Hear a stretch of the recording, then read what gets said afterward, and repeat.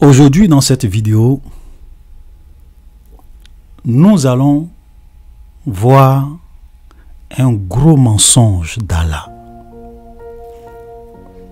Et nous allons aussi voir ce que Allah pense de la femme.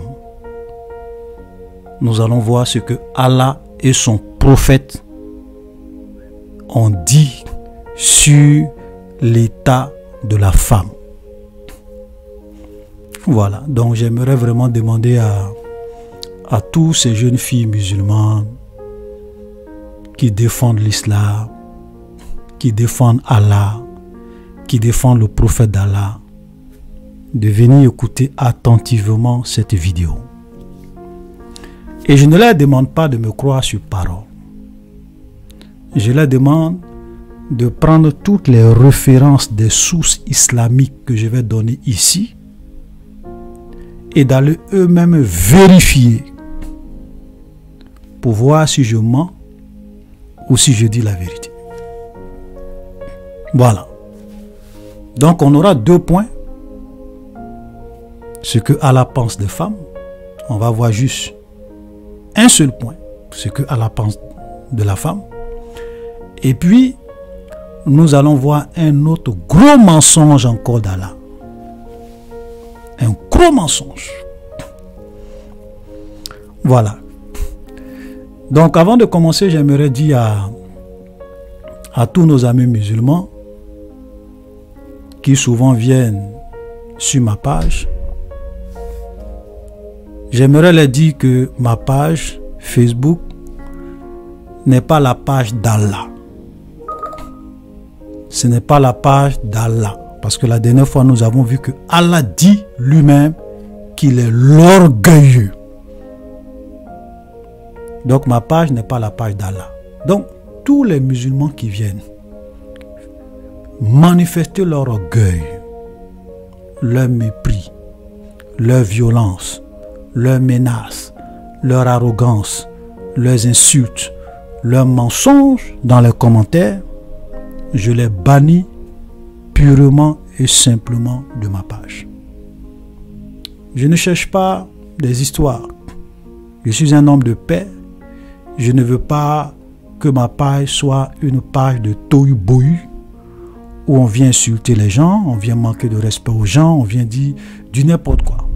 Donc quand je vois un écart de langage de la part de ces musulmans, je les bannis automatiquement de ma page.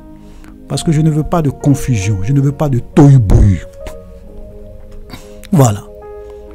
Parce que beaucoup parmi eux sont très allergiques aux critiques.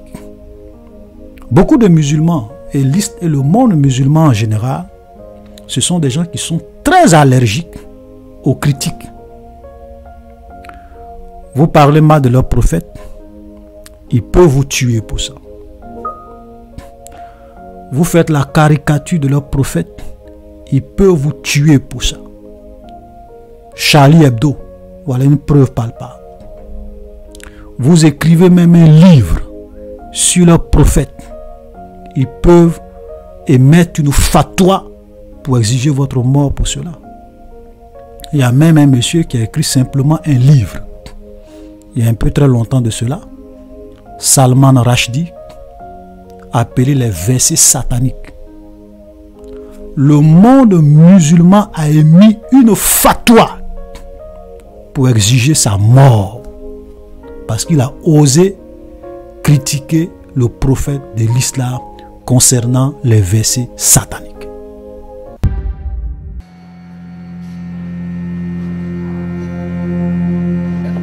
Ces images datent de 2012. Elles ont été tournées lors de la parution de Joseph Anton, un ouvrage de Salman Rushdie. Sous une fausse identité, il raconte son histoire, celle d'un écrivain britannique haï par les islamistes radicaux. Une référence au verset satanique, son roman publié en 1988, jugé blasphématoire par de nombreux musulmans.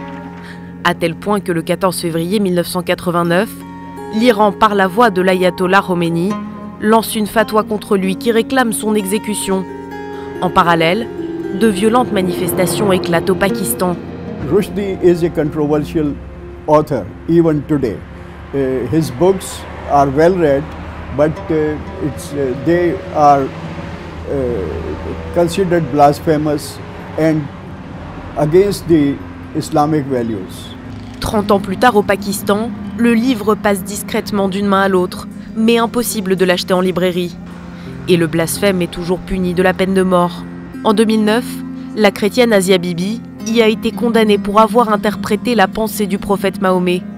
Après 10 ans de combat, elle a finalement été acquittée le 30 janvier dernier. Vous comprenez? Donc voilà des gens qui sont allergiques aux critiques, qui ne supportent pas la critique, qui ne supportent pas qu'on parle mal de leur prophète, qu'on critique leur prophète, qu'on critique l'islam. Mais voilà des gens qui passent tout leur temps à parler de la religion des autres, à critiquer la foi des autres, à parler mal de la religion des autres. Maintenant, quand tu parles mal de la religion des autres, quand tu viens attaquer la religion des autres, mais il faut t'attendre à ce que les gens te répliquent. Voilà, il faut t'attendre à ce que les gens répliquent. Donc, quand on est allergique, on reste dans son coin. Quand on est allergique aux critiques, on reste dans son coin. Voilà. Franchement, je ne comprends pas. Vous les voyez tout le temps, ces jeunes oustas, ils passent plus de 80% de leur temps à parler de Jésus, de la Bible, à parler de venir s'attaquer à la foi chrétienne. Ils ne prêchent pas leur Coran. Donc, comme vous avez commencé à taper un tam-tam, nous tous on va danser sur le son du tam-tam. Et nous aussi on va taper notre tam-tam. Et nous tous nous allons danser. C'est ce qui va se passer. Voilà.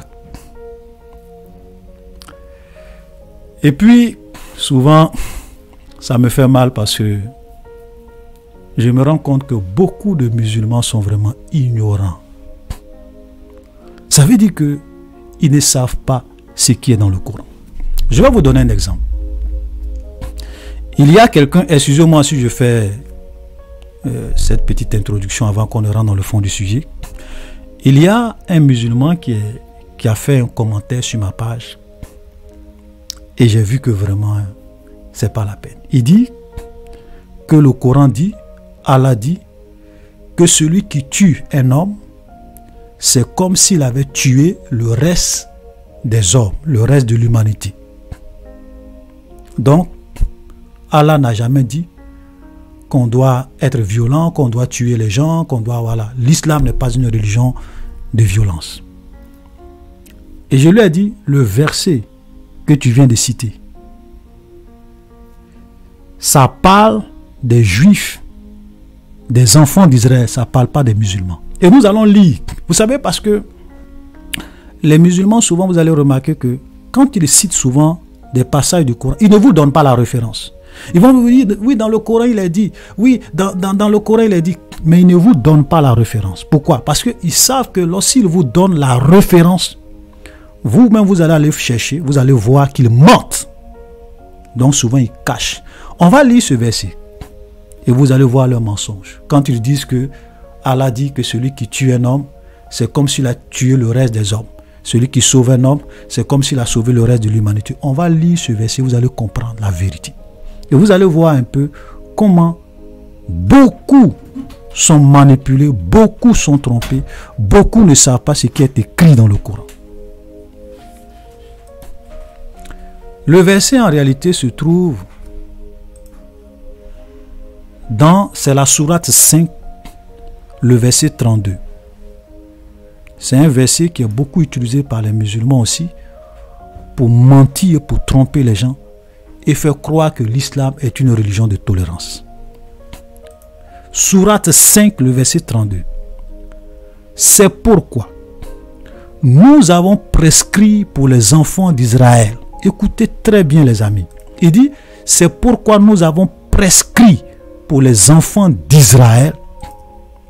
Donc ici, on est en train de parler des enfants d'Israël, des Juifs, que quiconque tuerait une personne non coupable d'un meurtre ou d'une corruption sur la terre, c'est comme s'il avait tué tous les hommes. Et quiconque lui fait don de la vie, c'est comme s'il faisait don de la vie à tous les hommes. En effet, nos messagers sont venus à eux avec les preuves. Et puis voilà qu'en dépit de cela, beaucoup d'entre eux se mettent à commettre des excès sur la terre. Donc vous voyez clairement que ce verset-là dit que c'est aux enfants d'Israël que cela a été prescrit. C'est aux enfants d'Israël, c'est aux Juifs qu'on a dit, que Dieu a dit que si vous tuez une personne non coupable d'un meurtre ou d'une corruption sur la terre, c'est comme si vous avez tué les gens. Et si vous lui faites don de votre vie, c'est comme si vous avez fait don de la vie à tous les hommes. C'est pas aux musulmans. Donc ça c'est l'une des preuves pour dire que quand les musulmans souvent même viennent dire que dans l'Ancien Testament, parce que dans l'Ancien Testament, ici on parlait aux enfants d'Israël. C'était les enfants d'Israël. C'était le peuple juif. Donc quand vous voulez dire que dans l'Ancien Testament, il y a des passages violents, les Juifs tuaient les gens sous l'ordre de Dieu. Voilà, vous-même, votre propre Coran est en train de vous démontrer que vous êtes dans le mensonge et dans la falsification. Votre propre Coran. Parce qu'on a dit aux enfants d'Israël, si vous tuez un homme, si vous tuez un innocent, c'est comme si vous avez tué le reste des hommes. Ça, c'est dans votre propre Coran. Maintenant, dans ce même passage, le verset suivant, c'est le verset suivant qui s'adresse aux musulmans. C'est-à-dire que le verset 33 s'adresse, le verset 33 maintenant parle des musulmans. Et que dit le verset 33? Le verset 33 dit: la récompense de ceux qui font la guerre contre Allah et son messager et qui s'efforcent de s'aimer la corruption sur la terre, c'est qu'ils soient tués ou crucifiés, ou que soient coupées leurs mains et leurs jambes opposées, ou qu'ils soient expulsés du pays. Ce serait pour eux l'ignominie ici-bas, et dans l'au-delà, il y aura pour eux un énorme châtiment. Vous comprenez? Ça c'est le verset. Le verset 32, ça c'est pour les Juifs. Le verset 33, ça c'est pour les musulmans. C'est-à-dire que tous ceux qui font la guerre contre Allah et son messager, contre son prophète, qui se forcent de s'aimer la corruption sur la terre, qu'ils soient tués ou crucifiés, ou que soient coupées leurs mains ou leurs jambes opposées. Voilà, ça c'est le verset qui s'adresse aux musulmans. Quand on dit l'islam c'est une religion de violence, les gens pensent qu'on ment. Ils viennent prendre des passages pour tromper les gens. Un verset, on dit il a été prescrit aux enfants d'Israël.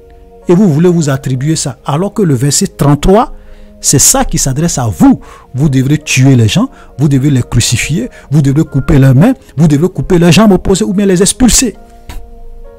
Voilà l'islam. Donc frère, quand je dis que beaucoup d'oustas, beaucoup de musulmans sont dans la takia, dans le mensonge, je ne suis pas en train de m'amuser. Voilà une preuve encore devant vous de ce que c'est que l'islam. Vous comprenez? Voilà. Donc ça, c'était vraiment une petite parenthèse. Parce que comme les musulmans ne connaissent pas leur Coran, ils viennent répéter comme des perroquets ce qu'on leur dit.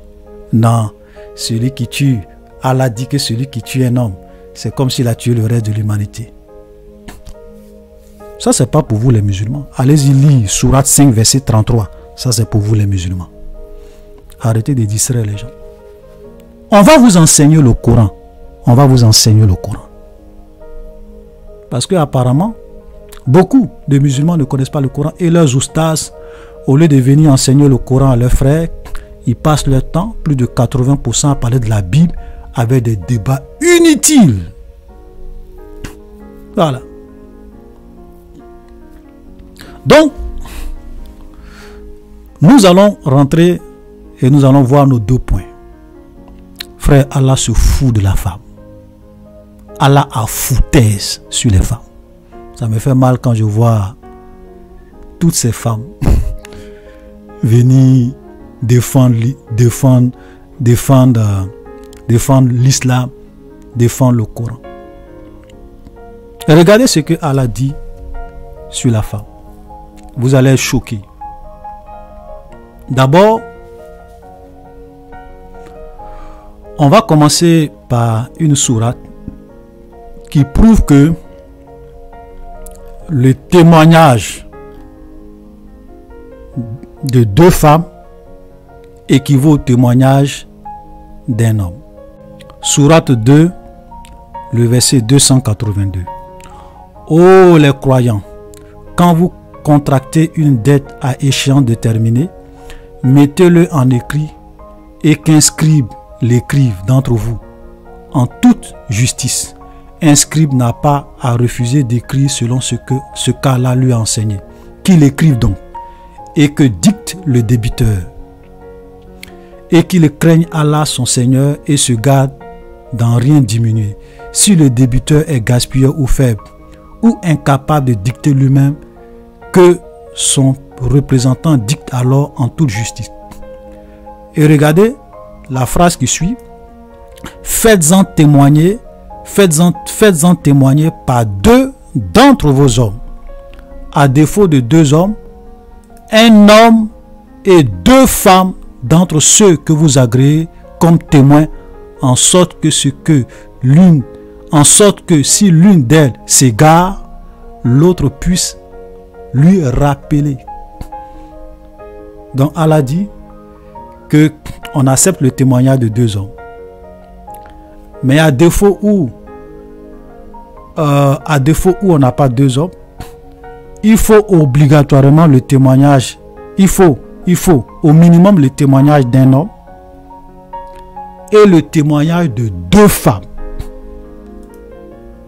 Et Allah dit la raison, en sorte que si l'une d'elles s'égare, l'autre puisse lui rappeler. Ça veut dire que la femme, selon Allah, n'est pas fiable. N'est pas une seule femme. Le témoignage d'une seule femme n'est pas digne de confiance. Mais ça, c'est rien. Ça, c'est rien. Regardez ce que Allah va dire. Sahih Bukhari, numéro 304. Sahih Bukhari, numéro 304. Vous savez, souvent, quand on parle des hadiths authentiques, quand on dit Sahih, ça veut dire que ce sont des hadiths authentiques. Aucun musulman, s'il se veut sincère et sérieux, ne peut refuser ou bien ne peut refuter l'authenticité des hadiths de Sahih Bukhari et de Sahih Muslim. Moi, quand je vois souvent des musulmans venir discuter sur les hadiths de Sahih Bukhari, je sais que soit ils sont en train de pratiquer la taqiyya, ou bien ils sont en train de mentir. Soit ils sont en train de pratiquer la taqiyya, ou bien soit ils sont dans l'ignorance. Sahih Bukhari numéro 304, rapporté par Abu Sa'd ibn al-Khudri. Une fois, le messager d'Allah est allé à Moussala pour offrir la prière. De la prière, puis il passa devant les femmes et leur dit, écoutez très bien, puis donc le messager d'Allah va passer devant les femmes et leur dit, femmes, faites le monde. Comme j'ai vu que la majorité des gens de l'enfer étaient des femmes. Donc le prophète de l'islam va dire à ces femmes-là, femmes, vraiment faites le monde parce que Dieu m'a montré l'enfer et j'ai vu qu'il y a beaucoup de femmes. La majorité des femmes là, la majorité des habitants de l'enfer, ce sont les femmes. La majorité des habitants de l'enfer, la majorité de ceux qui vont à l'enfer, ce sont les femmes. et regardez, ils ont demandé, pourquoi en est-il ainsi au messager d'Allah? Il répondit, vous maudissez fréquemment, êtes ingrat envers vos maris.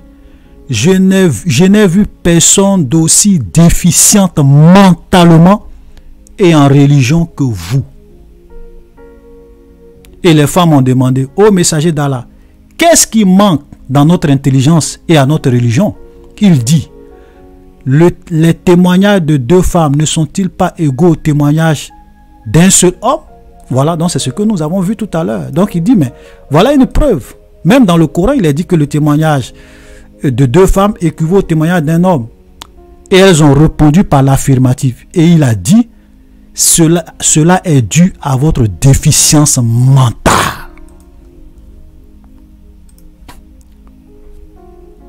Allah, le prophète d'Allah dit que les femmes ont une déficience mentale.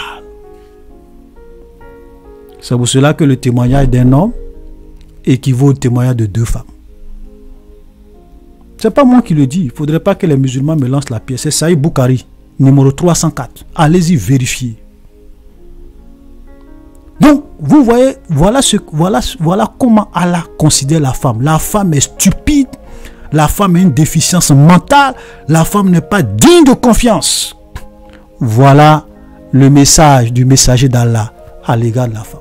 La majorité de vous, surtout vous les femmes musulmanes, votre messager dit que la majorité des habitants de l'enfer, ce sont les femmes, c'est vous.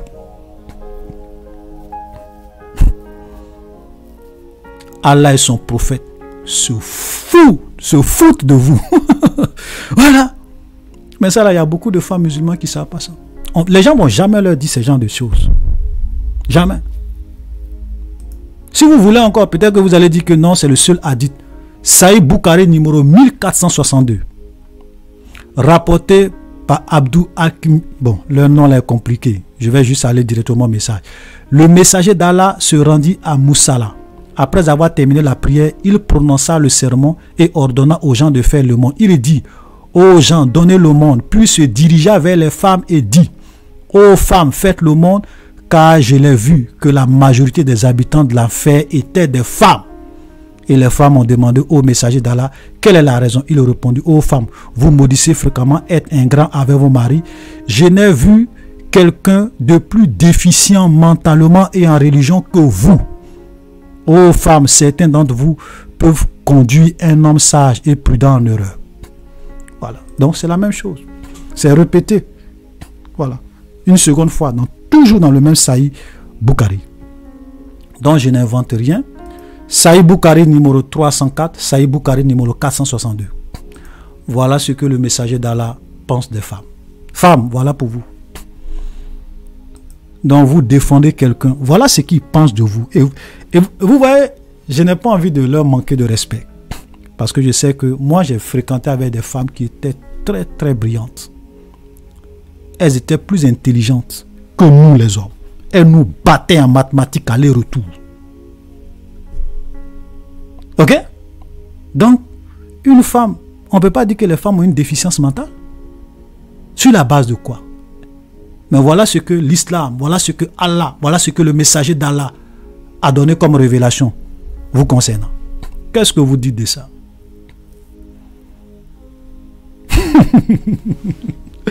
En fait, les gens suivent, sont dans l'islam. Ils ne savent même pas les révélations de leurs prophètes sur eux. Voilà. Au lieu de venir discuter de ces genres de choses, ils sont là. Montrez-nous un verset dans la Bible où Jésus a dit: je suis Dieu, adorez-moi.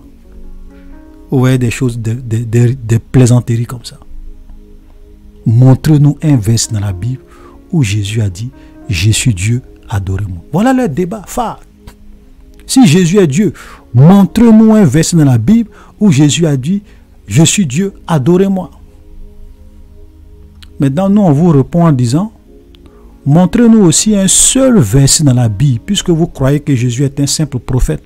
Montrez-nous aussi un seul verset dans la Bible où Jésus a dit: je suis un simple prophète, ne m'adorez pas. Si vous nous montrez ce verset-là, le débat sur la divinité de Jésus, là, on va même plus parler de ça.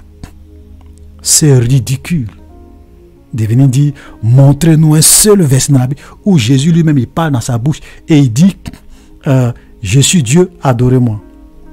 C'est stupide. Mais en même temps que vous dites que quand on vous montre un verset où Jésus lui-même il parle, je vais vous montrer un verset. Je vais vous montrer un verset dans le Coran où Jésus lui-même affirme qu'il est Dieu. Mais je vais vous dire une chose. Le Coran n'est pas la révélation directe d'Allah à Mahomet. Comme vous aimez dire que Jésus dit dans sa propre bouche là. Même dans le Coran, ce qui est écrit dans le Coran, c'est pas ce que Allah lui-même il a révélé directement à Mahomet. Donc le Coran ne contient pas une révélation directe d'Allah à Mahomet. Dieu a parlé selon vous-même. Dieu a parlé à Djibril, à l'ange Djibril. Et c'est Djibril qui est venu révéler ce que Dieu lui a dit à Mahomet. Donc Mahomet lui-même, il n'a pas entendu la parole d'Allah directement. Ça, vous devrez savoir ça. Dans tout le Coran, Mahomet n'a jamais entendu la parole d'Allah directement. Il y a toujours eu un intermédiaire. C'est un ange. Donc Allah, selon vous-même, Allah parle à Djibril. Nous, on sait que Allah n'est pas Dieu. On sait que Djibril, ce n'est pas l'ange Gabriel. Mais vous dites que Allah a parlé à Djibril. Et c'est Djibril maintenant qui est venu donner la révélation d'Allah à Mahomet. Quand vous regardez la Bible, tous les grands prophètes de l'Ancien Testament, quand ils prophétisaient, c'était Dieu qui leur parlait directement. C'est pour cela qu'il disait, ainsi parle l'Éternel.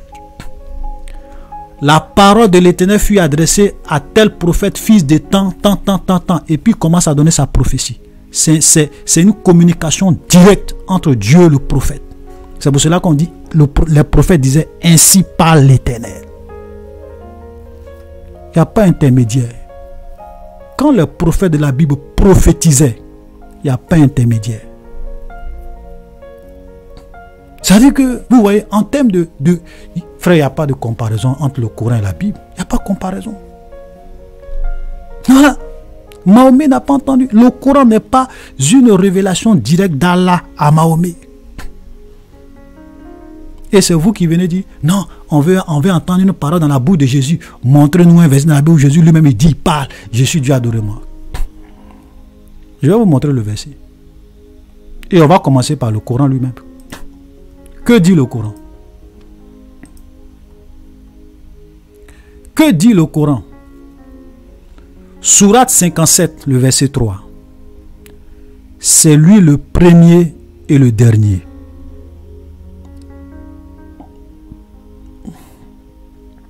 Sourate 57, verset 3. C'est lui le premier et le dernier, l'apparent et le caché. Il est omniscient. Ok? Dans certaines traductions, on va dire, il est l'alpha et l'oméga. Vous comprenez? Voilà. Donc le premier et le dernier, ou bien l'alpha et l'oméga. Il est l'omniscient. Donc, celui qui porte, celui qui s'attribue le titre de l'alpha et de l'oméga dans le Coran, c'est qui? C'est Allah. Il est le seul qui a appelé l'alpha et l'oméga dans le Coran. Il est l'omniscient. C'est Allah, non? C'est Allah, non? Même si nous on sait que Allah n'est pas Dieu. Je l'ai déjà démontré dans la vidéo précédente. Mais je vais me mettre dans votre tête. Allah dit dans le Coran qu'il est l'alpha et l'oméga, qu'il est l'omniscient. Allah dans le Coran dit qu'il est le premier et le dernier. Donc l'alpha et l'oméga, le premier et le dernier, c'est qui? C'est Allah. Maintenant venons dans la Bible. Qu'est-ce que Jésus dit? Quand nous prenons Apocalypse chapitre 1, le verset 18. Ça c'est Jésus qui parle. Parce que celui qui a écrit le livre de l'Apocalypse, c'est le même qui a écrit le livre de l'évangile de Jean. Voilà. Donc, ce n'est pas la peine de venir dire que non, Apocalypse, c'est l'apôtre Paul qui a écrit. C'est faux. Celui qui a écrit l'évangile de Jean, souvent que vous allez piocher les versets dedans là, c'est le même qui a écrit le livre de l'Apocalypse. C'est le même apôtre du Christ. Et regardez ce qu'il dit. Ça, c'est Jésus qui parle. Apocalypse 1, le verset 18. Je suis le premier et le dernier, et le vivant. Le premier et le dernier et le vivant. Si vous avez des doutes encore, il dit, j'étais mort et voici je suis vivant au siècle des siècles. Voilà. Donc c'est pour ça, c'est pour vous prouver même que c'est Jésus qui est en train de dire ça. Il dit, je suis le premier et le dernier et le vivant. J'étais mort et voici je suis vivant au siècle des siècles. Je tiens les clés de la mort et du séjour des morts. Apocalypse 22, le verset 12. Voici je viens bientôt et ma rétribution est avec moi pour rendre à chacun selon ce qu'est son œuvre. Je suis l'alpha et l'oméga, le premier et le dernier, le commencement et la fin. Ça, c'est Jésus qui parle. Maintenant, la conclusion, c'est quoi? La conclusion, vous-même, comme vous aimez dire que Jésus parle dans sa propre bouche, voilà ce que Jésus dit dans sa propre bouche. Il dit qu'il est l'alpha et l'oméga, il est le premier et le dernier, il est le commencement et la fin. Donc Jésus est quoi?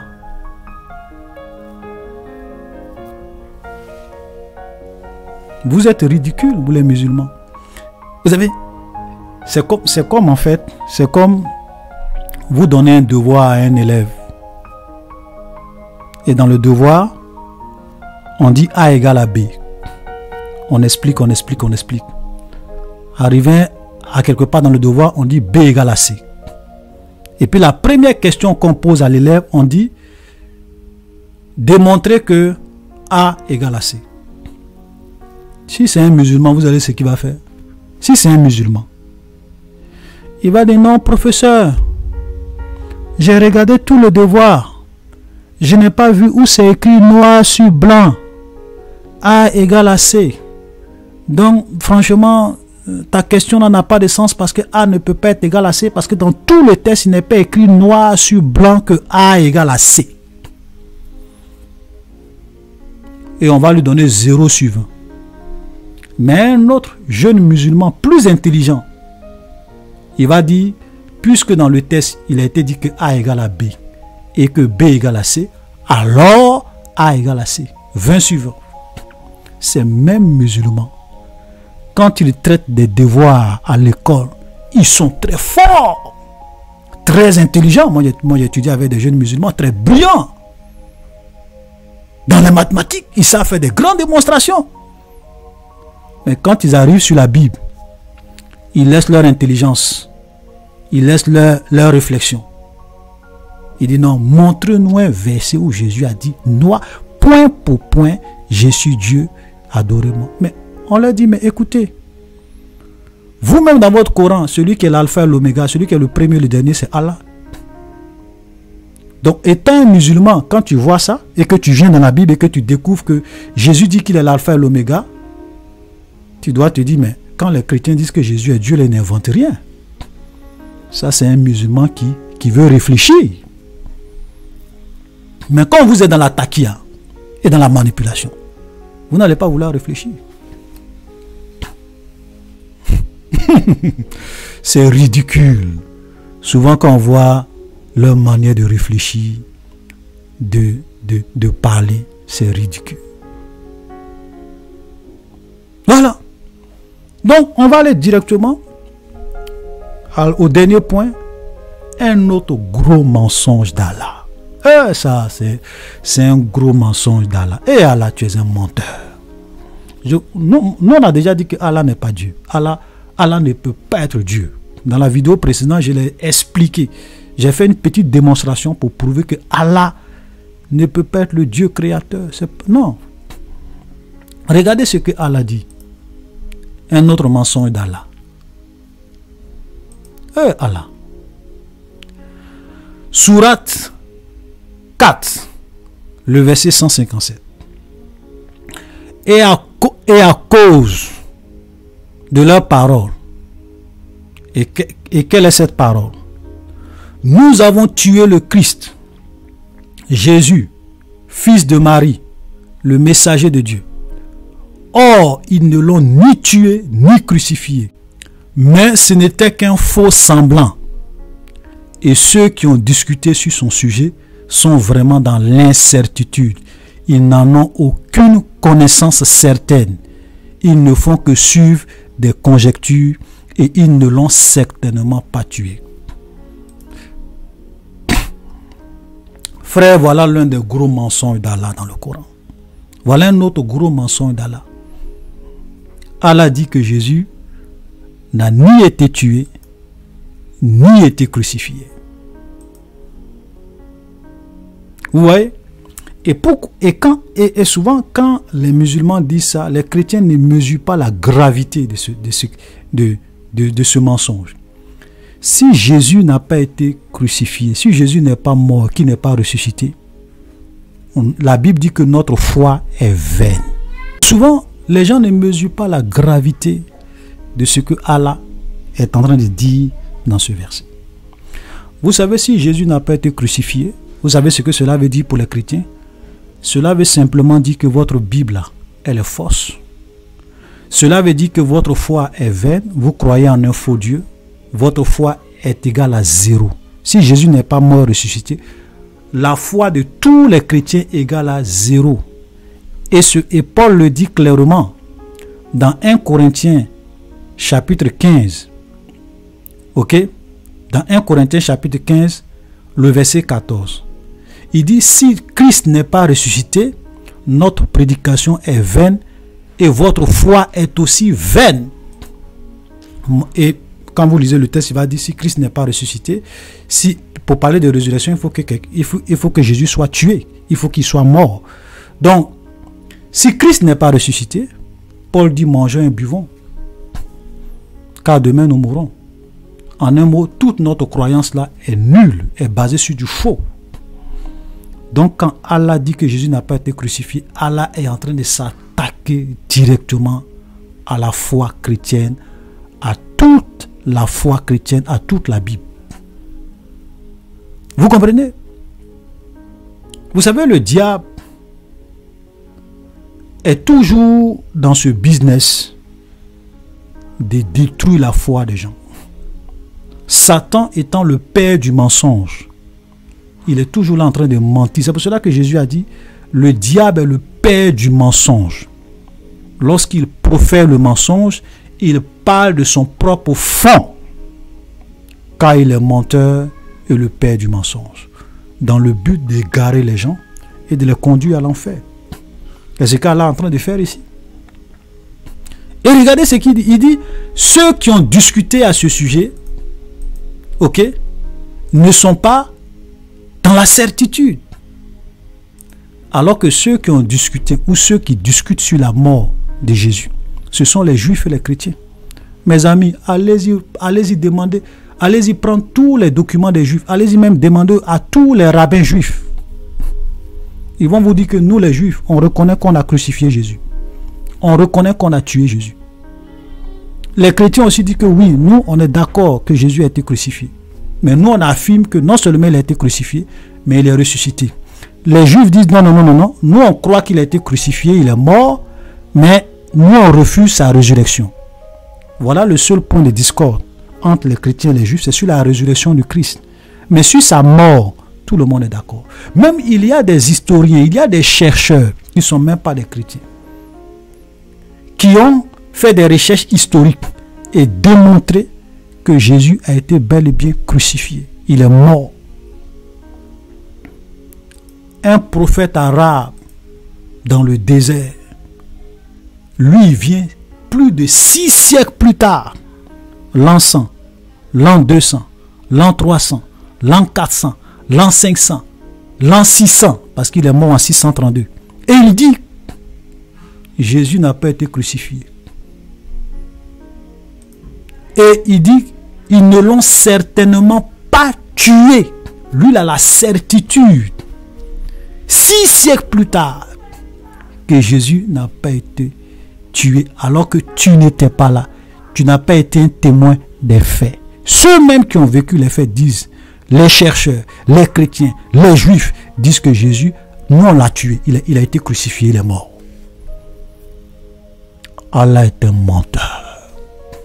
Allah est un menteur. Allah c'est le père du mensonge. Allah c'est un menteur. Allah, comment Allah peut dire que Jésus n'a pas été crucifié? Ceux qui ont discuté à ce sujet ne sont pas dans la certitude. Mais que les musulmans viennent nous dire, quels sont ceux qui ont discuté sur la mort et la crucifixion de Jésus et ils n'ont pas la certitude? Qui sont ceux qui ont discuté là-dessus? Et comment se fait-il qu'un prophète arabe qui n'a pas été témoin oculaire des faits apporte une révélation pour dire que lui il a la certitude qu'ils ne l'ont pas tué? Boy. Voilà. Donc voilà un autre gros mensonge d'Allah. Un autre gros mensonge d'Allah. Frère, Jésus a été crucifié. Jésus a été tué. Et je vais vous dire, dans l'islam croit, les musulmans croient, et c'est enseigné que c'est Jésus qui va revenir. Sahih Bukhari, numéro 2222. Voilà ce qui est écrit. Le messager d'Allah a dit, par celui dans les mains de qui mon âme est, le fils de Marie, Jésus, descendra bientôt parmi vous en tant que souverain juste, brisera la croix, tuera le porc, abolira la jizya, alors il aura abondant d'argent et personne n'acceptera de dons de charité. Ça, c'est le prophète de l'islam qui dit que Jésus revient. Il va revenir pour mettre fin au monde, pour mettre fin au règne de Shaitan. Voilà, Jésus revient. Vous comprenez? Même les musulmans même attendent le retour de Jésus. Moi, je leur demande, votre prophète, qui est le sceau des prophètes, pourquoi c'est pas lui qui revient? Pourquoi c'est pas lui qui revient? Et puis c'est Jésus, fils de Marie, c'est lui qui revient. Pourquoi? Donc votre prophète là, il fait quoi? Ou bien il est au paradis avec ses 72 houris. C'est Jésus qui va revenir pour vous sauver. Mais c'est que le prophète Mahomet est venu faire quoi? Il est venu faire quoi? L'islam, c'est une fraude. Sur toute la ligne, c'est une fraude. Ah. Souvent, quand on les voit, Dieu ne peut pas mourir. Si Jésus est mort, c'est qu'il n'est pas Dieu. Des faux débats comme ça. Vous savez, entre la mort, entre mourir et puis vaincre la mort, qu'est-ce qui est plus difficile? Quelqu'un qui meurt et qui revient à la vie. Entre les deux, qu'est-ce qui est plus difficile? Jésus, c'était Dieu qui avait pris un corps humain. Il était dans un corps. C'est pour cela qu'il est né par la Vierge Marie. Il est venu, donc il avait un corps mortel. Un corps mortel. Et c'était pour un but, pour mourir comme le sacrifice de l'humanité. C'est pour cela que Jean a dit, voici l'agneau de Dieu qui ôte le péché du monde. Donc il devrait mourir comme l'agneau qui ôte le péché du monde. Mais ce qui est mort, c'est le corps. Même nous-mêmes qui sommes là, quand nous mourons, c'est notre corps qui meurt. Ce n'est pas notre âme, ce n'est pas notre esprit. L'âme et l'esprit sont éternels. Voilà. Mais le corps peut mourir. Donc Jésus, il est mort selon la chair. C'est-à-dire son corps est mort. Le corps avec lequel il est rentré dans ce monde en tant que la parole de Dieu, c'est ce corps-là qui est mort à la croix. Maintenant, pour démontrer aux gens qu'il était Dieu, il dit à ses disciples, le troisième jour, je vais revenir à la vie. Si je ne reviens pas à la vie, c'est que je suis un simple homme. Et le troisième jour, Jésus est ressuscité. Ça, c'est la preuve. C'est pour cela que, quand nous avons lu tout à l'heure, Apocalypse chapitre 1, le verset 18, il dit, je suis le premier et le dernier, j'étais mort, et voici je suis vivant au siècle des siècles. Je tiens les clés de la mort et du séjour des morts. Je suis le patron des patrons. La mort, la clé de la mort, c'est entre mes mains. Le séjour des morts, c'est moi qui ai ça entre mes mains. Je suis le big boss. Parce que je suis mort, mais la mort n'a pas pu me retenir. Je suis revenu à la vie. Votre prophète est mort. Où il est aujourd'hui? Il est dans le tombeau. Il n'a pas pu vaincre la mort. Et il paraît même que les gens ont laissé son corps 3 jours, pensant qu'il allait revenir à la vie. Mahomet. Quand les gens ont commencé à voir que les asticots ont commencé à sortir, ils ont dit, ils ont fait tout, en même temps ils l'ont enterré rapidement. Allez-y voir, allez-y faire des recherches. Comment votre prophète est mort, comment il a été enterré. Vous allez apprendre beaucoup de choses. Les gens pensaient que le prophète de l'islam allait revenir à la vie. Comme Jésus. Mais Jésus, il est mort. Et pour démontrer qu'il est Dieu, il est revenu à la vie. Il a vaincu la mort. C'est tout. souvent vous parlez. Vous ne savez pas ce que vous dites. Dieu ne peut pas mourir. Dieu est tout puissant. Il n'a pas de limite. Il peut décider de venir dans sa création. Voilà. Vous comprenez? Souvent les musulmans disent que non, Dieu ne peut pas venir dans sa création. Dieu ne peut pas venir dans sa création. Frère, je vais vous dire, le Dieu du Coran, il vient dans sa création. Je vais vous montrer un hadith sahih où il est dit que Allah descend dans les seconds cieux. Voilà un hadith.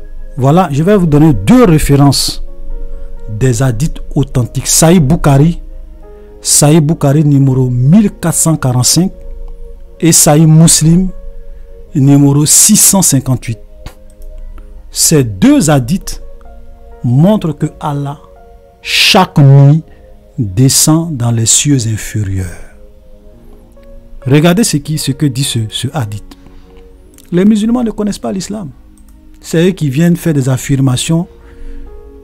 Il dit, je dis, le messager d'Allah, paix et bénédiction sur lui, a dit, notre Seigneur Tout-Puissant descend au plus bas des cieux dans les derniers tiers de chaque nuit en disant, qui m'invoquera pour que je puisse lui répondre? Qui me demande pour que je lui donne? Qui cherche mon pardon pour que je lui pardonne? Donc, ici, ces deux hadiths sont en train de dire que Allah descend dans les cieux inférieurs chaque nuit. Donc, Allah descend dans sa création. Vous comprenez? Allah descend chaque nuit dans sa création. Et il dit, qui m'invoquera pour que je lui pardonne? Qui me demande pour que je lui donne? Qui cherche mon pardon pour que je lui pardonne? Sahih Bukhari numéro 1445 et Sahih Muslim numéro 758. Que les musulmans aillent vérifier. Vous qui dites que Allah ne peut pas descendre dans sa création, pourquoi Allah descend dans les cieux inférieurs? Selon vos propres sources. Vous dites que Allah ne peut pas être dans sa création, mais les 7 cieux là, c'est Allah qui a créé, non? Vous-même vous dites que Allah est au ciel. Mais le ciel, c'est Allah qui a créé. Mais comment se fait-il que Allah se trouve dans le ciel, dans sa propre création? Vous voyez? Souvent vous parlez, vos oustas parlent. Ils ne savent pas ce qu'ils disent. Voilà. Donc, chers frères et sœurs, pour ne pas faire long, on va s'arrêter là. Vous voyez, ça c'est Allah. Voilà ce qu'il pense de la femme. Voilà un gros mensonge. Et voilà des choses que les musulmans disent, qui sont dans leur propre livre, dans leur propre hadith sahih. Soyez bénis et à la prochaine.